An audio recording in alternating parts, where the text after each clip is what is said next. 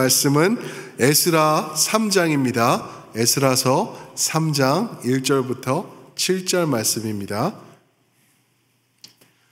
에스라서 3장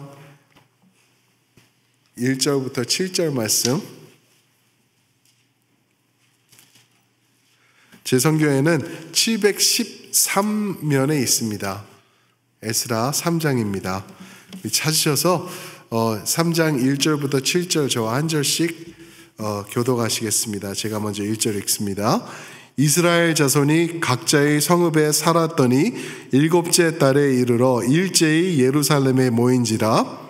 요사닥의 아들 예수아의 그의 형제 제사장들과 스알디엘의 아들 스룹바벨과 그의 형제들이 다 일어나 이스라엘 하나님의 제단을 만들고 하나님의 사람 모세의 율법에 기록한 대로 번제를 그 위에서 드리려 할세.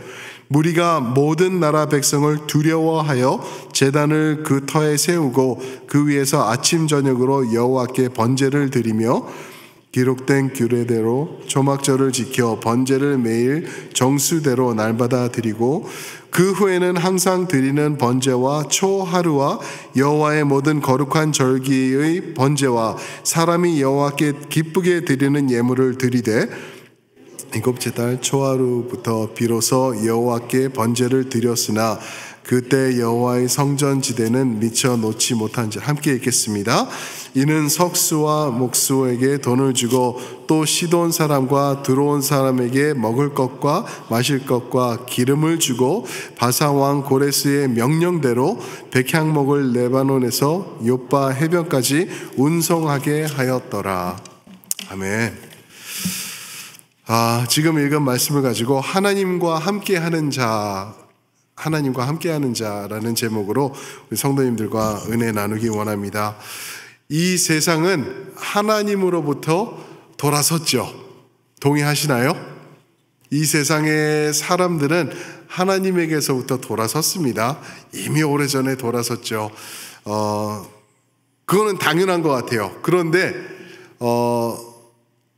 요즘은 하나님을 믿는 사람들도 하나님을 아는 사람들도 하나님에게서부터 돌아서는 시대를 우리가 살아가고 있는 것을 우리가 볼 수가 있죠. 저희 교회에서는 볼 수가 있을까요?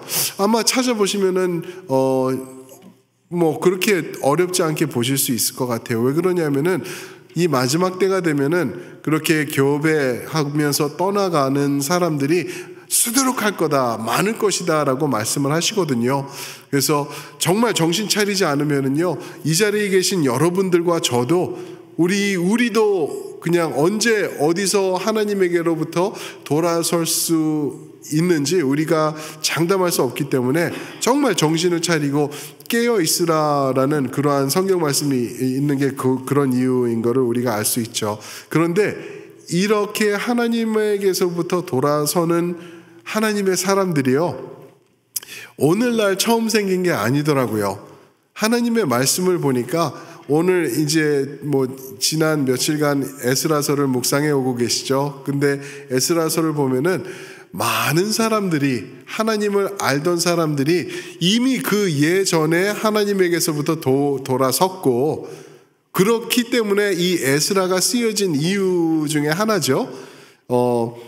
북이스라엘과 남유다가 하나님 앞에 범죄했기 때문에, 회개치 않기 때문에, 돌아오지 않기 때문에 하나님께서 그냥 이 나라들을 그냥 아수르와 바벨론에게 넘기신 거죠. 그래서 있는데 이제 70년이라는 시간이 지났습니다. 그리고 이제 다시 하나님께서 돌아오라. 그래서 이제 돌아오는 그 시기를 맞이하고 있는데 안 돌아오더라고요. 거의 대다수가 돌아오지 않아요. 그 내용이 오늘 말씀의 배경이에요. 70년 동안 바벨론에서 포로 생활을 하다가 하나님께서 진짜 하나님의 도구로 사용하신 그 바사 왕 고레스 왕을 통하여서 명령을 내려서 이제 예루살렘으로 돌아가서 그 무너진 성전을 다시 재건하라라는 내용이 1장 3절에서 나오고 있죠. 그래서 그 포로 생활에서 돌아오는 기쁨을 다윗 왕이 시로 예언으로 이 일이 일어나기 전에 예언을 했죠. 그게 시편 126편 말씀인데 한번 들어보세요. 이거 아실 거예요. 그죠? 1절부터 3절만 보면은 여호와께서 시온의 포로를 돌려보내실 때에 우리는 꿈꾸는 것 같았도다. 그때 우리 입에는 웃음이 가득하고 우리 혀에는 찬양이 찼었도다. 그때 뭇 나라 가운데서 말하기를 여호와께서 그들을 위하여 큰 일을 행하셨도다 하였도다. 여호와께서 우리를 위하여 큰 일을 행하셨으니 우리는 기쁘도다 라고 표현을 하고 있어요. 꿈꾸는 것 같았다라고 얘기를 해요. 입에는 웃음이 가득했고 찬양이 있었고 기쁨과 감사가 넘쳤다라고 이런 내용이 있어요. 그런데 뚜껑을 열어보니까 과연 이렇게 표현하면서 그래 이제 70년의 포로 생활은 끝났고 이제는 예루살렘으로 돌아가자. 하나님이 역사하셨다. 돌아가서 우리 무너진 성전을 재건하고 하나님 앞에 예배를 회복하고 우리 신앙 공동체로 다시 한번 모여서 열심히 하나님을 섬기면서 우리가 나아가자라고 돌아온 사람들은 극히 소수 중에 소수였다라는 것을 오늘 말씀을 통해서 볼 수가 있어요. 지난 토요일 날 우리 김윤아 목사님을 통해서 우리가 그 돌아온 사람들의 그 리스트를 봤죠. 2장 1절부터 35절이었을 거예요. 그죠? 거기 보면은 이 사람들이 돌아오는데 또 돌아온 사람들이 많이 있었다고 그래요. 그래서 2장 64절에 보면은 몇 명이 도대체 돌아왔는지 이 합한 수를 보니까 42,360명이 돌아왔대요. 42,360명. 굉장히 많은 숫자죠. 그죠? 42,360명이면 적은 숫자가 아니에요. 그러나 우리가 온 이스라엘 나라를 비교해 보면은 과연 온 전체 이스라엘 중에서 42,360명만 돌아온 게 많은 숫자일까? 라고 따지면은 전혀 그렇지 않은 것을 우리가 알아요. 모세 때도 출애굽할 때도 보면은 2 million people이 넘었을 거다라고 그러거든요. 이때는 어땠을까? 아마 적어도 그 정도는 되지 않았을까? 그 중에서 극소수인 42,000 그 정도밖에 돌아오지 않은 것을 볼 수가 있는 것이죠. 그러면은 왜 거의 대다수는 돌아가지 않았을까요? 그 이유를 우리가 알죠. 그죠? 뭐냐면은 그들이 포로로 잡혀갔던 바벨론은 아주 당대에 잘 나가던 강대국이었어요. 이제 오늘날로 치면은 maybe USA. 그쵸?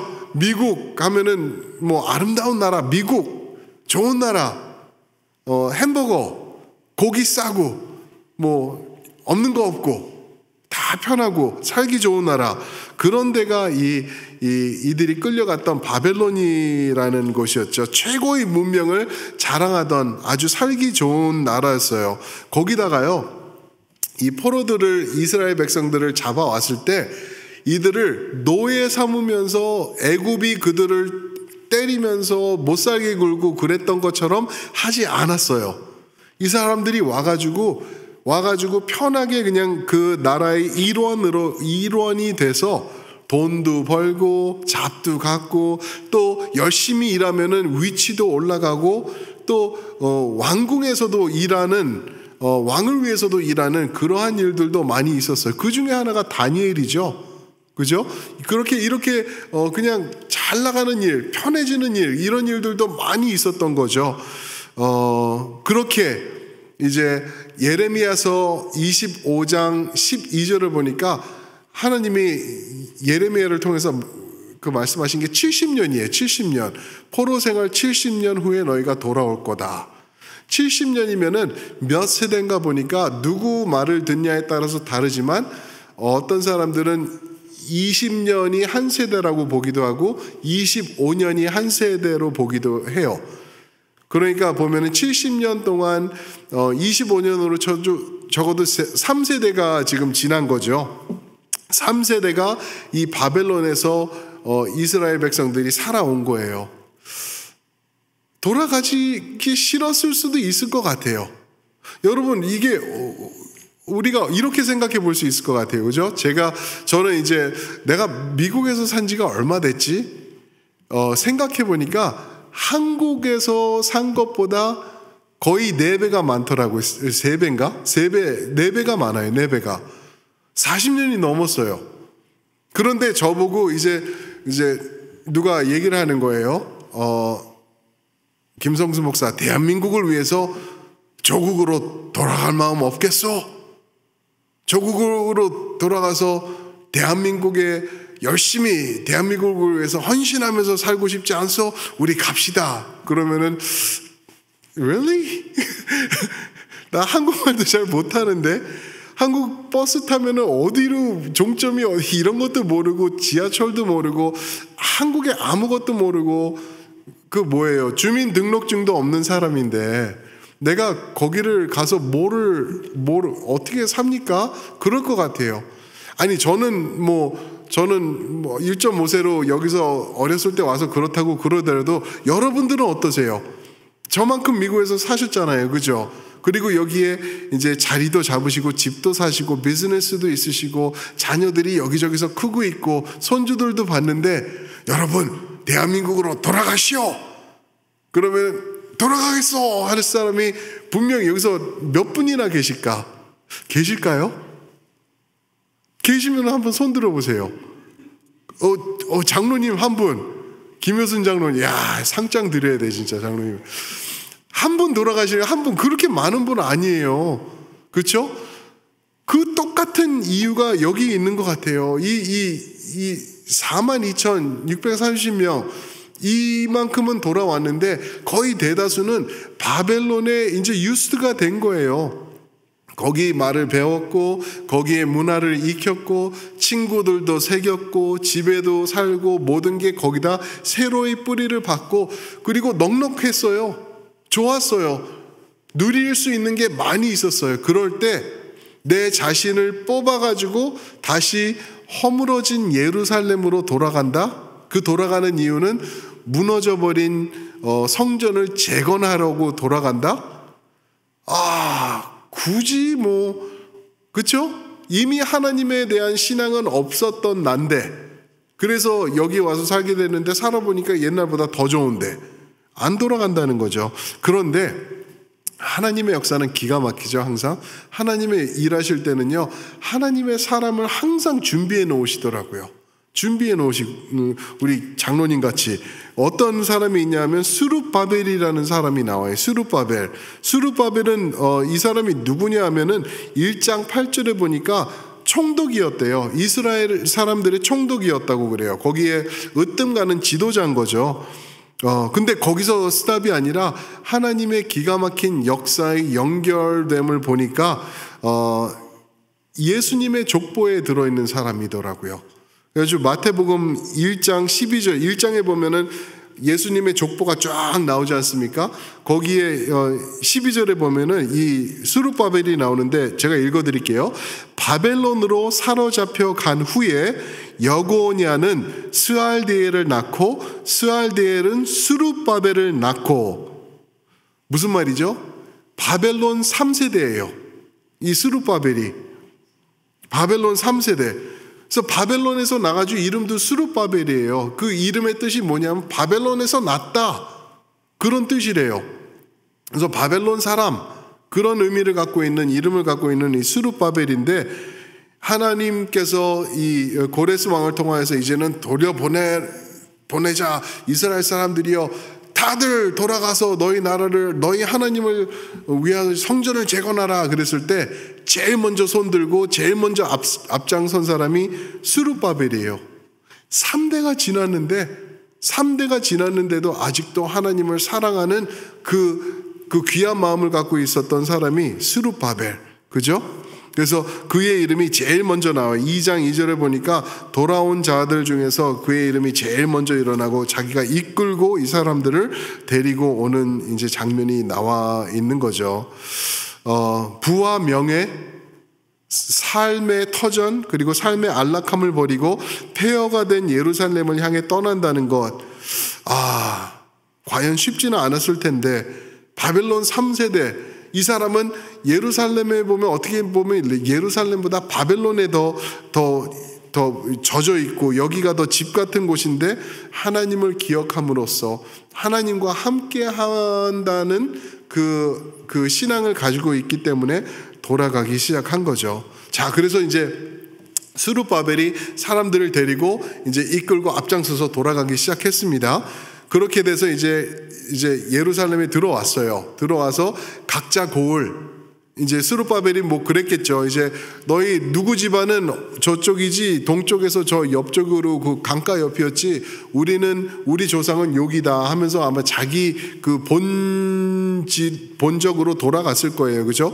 그런 다음에 이제 3장 1절에 보니까 자기 각자 성읍에 살았다가 7째 달에 이르러 일제히 예루살렘에 모였대요.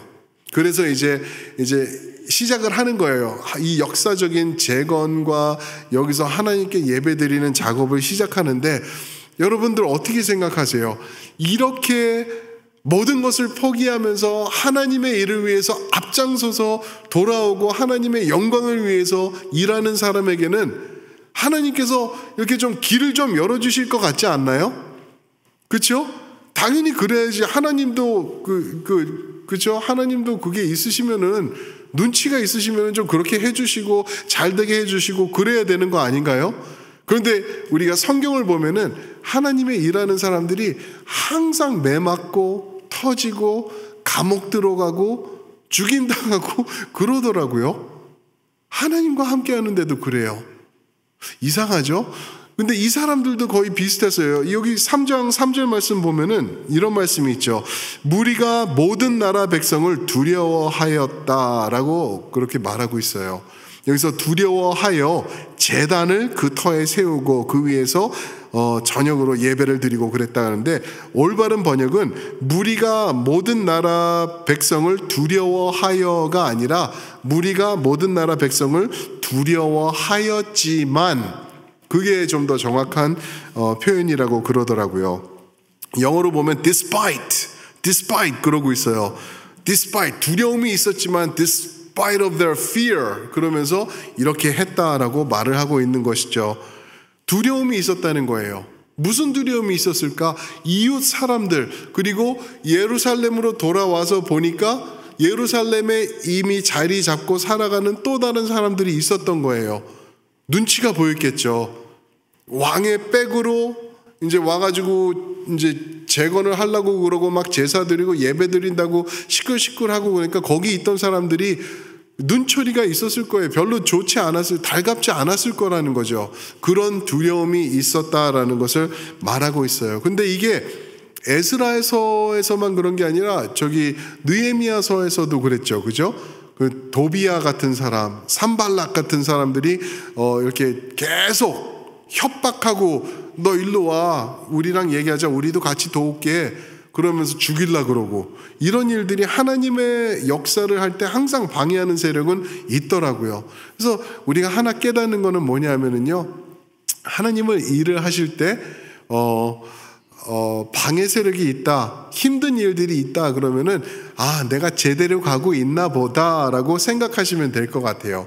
그 얘기는 다음 주에 조금 더 드리기로 하고요. 근데 이렇게 어려운 순간 두려움 가운데 이들이 한 가지가 있어요. 말씀대로 그 터에서 제단을 세우고 그 위에서 아침 저녁으로 여호와께 번제를 드렸다. 그리고 4절 기록된 규례대로, 이게 뭐죠? 하나님의 말씀을 얘기하고 있는 거예요.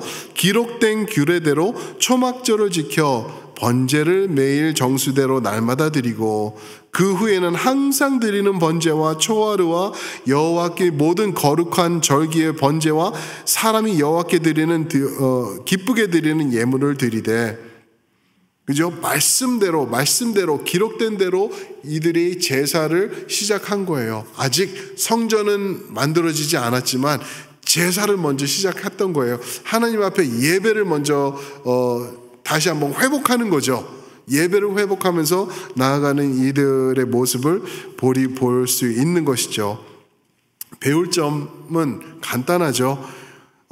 우리 삶 가운데 하나님 중심으로 하나님과 함께하는 것 너무나 중요하다라는 거예요.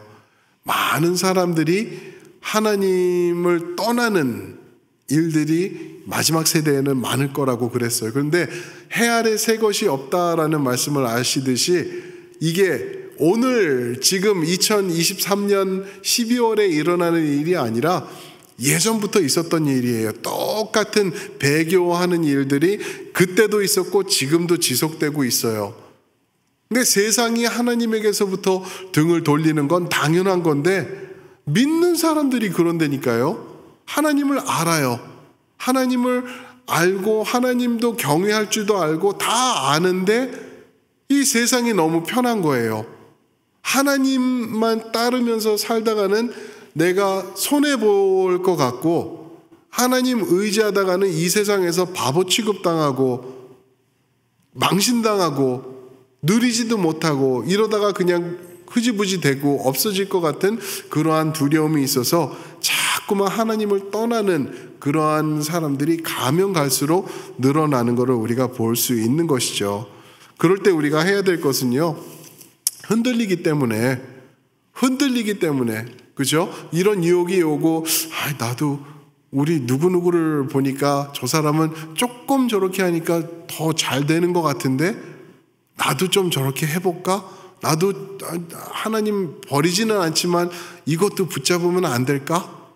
그러면서 이제 바알 섬기면서 하나님 섬기듯이 그런 유혹을 많이 받을 거예요.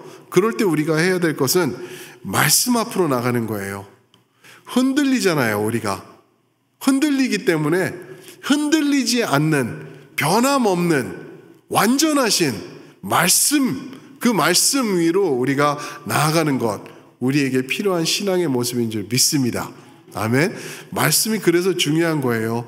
저는 이러면서 이제 생각해 봤는데 몇 년 전부터 저희가 시작한 거죠. 주보에다가 올리면서 이번 주 말씀은 어디서부터 어디까지 읽습니다. 그렇게 할 때 과연 우리 성도님들 중에서 몇 분이나 따라 하실까? 가끔씩 여기 올라와서 이번 주 말씀입니다. 어디서부터 데살로니가 후서까지 이번 주는 읽어 나가겠습니다 하면은 그렇지, 이번 주 거기 읽어야지 하면서 월요일부터 3장, 4장씩 그렇게 읽어 나가시는 성도님들이 과연 몇 분이나 될까? 자신 없어요. 그래서 이제 여기서 한번 손 들어보세요 그러고 싶지만 무서워서 제가 못하겠어요. 네, 몇 분 안 계실 것 같아요. 네, 어떻게 해도 뭐를 해도 상장을 준다 그래도 안 하시는 분들은 안 하실 거예요. 그런데 어떤 어려움이 와도 하나님 말씀 내가 붙잡겠습니다 하는 분들은 어떤 상황이 와도 끝까지 말씀 붙잡으실 거라는 거죠. 계속 붙잡으셔야 돼요. 놓지 마시고 말씀 위에 세워져 나가셔야 돼요. 우리 그냥 이거 글자 좀 이거 이런데 이해도 안 되는 말 이거 어렵고 그래 이런 말은 좋다 이러고 이 정도로 읽는 거로 이거를 간주해 버리시면 안 돼. 이거 하나님의 생명의 말씀이세요. 하나님의 영원한 언약이세요. 이 말씀 몰라도 이해 안 돼도 계속 이렇게 꾸역꾸역 넣으시면은 이 말씀에 생명이 있고 생동력이 있기 때문에 우리 삶을 변화시키는 말씀이거든요. 믿으십니까? 네. 그래서 우리 말씀 붙잡고 나가시는 거예요. 그럴 때 우리 삶의 안락함, 우리가 누리지 못하는 것, 그 비교할 수 없이 좋은 것 하나님이 말씀을 통해서 우리에게 채워주실 거예요. 이 언약을 통해서 너 절대 믿지는 장사 아니야. 내가 누구야? 너의 하나님이야. 절대 믿지는 장사하는 하나님 아니야 라고 우리에게 말씀해 주시는 그러한 내용이 시편 63편 3절에 있는데 제가 읽어드릴게요. 주의 인자하심이 생명보다 나음으로 내 입술이 주를 찬양할 것이라. 우리 부르는 찬양이죠, 그죠? 주의 인자하심이 생명보다 낫습니다. 내가 지금 이 숨 쉬고 있는데 이 생명보다 주님이 더 좋네요. 이런 고백이 우리에게 나올 수 있는, 그럴 때 어떤 유혹이 우리를 덮치면서 하나님을 등지게 할까? 아무것도 못할 거라는 거죠. 이러한 모습이 누구에게 있었냐 하면은 바로 우리 주님 예수 그리스도에게 있었어요. 하나님의 뜻을 붙잡고 하나님의 뜻을 이루어 나가면서 하나님을 경외하며 그 말씀대로 이루시면서 나가신 예수님, 우리가 그분을 따라가는 사람들입니다. 절대 헛길로 가실 필요 없어요. 절대 내가 좋은 거 찾아서 내 뜻대로 하실 필요 없어요. 예수님께서 더 좋은 거 마련해 놓으셨고요. 우리를 이끌어가고 계십니다. 한 걸음 한 걸음 나아가시는 것, 여러분들이 온전한 길로 나가시는 줄 믿습니다. 우리 한번 찬양하면서 나가면 좋을 텐데요.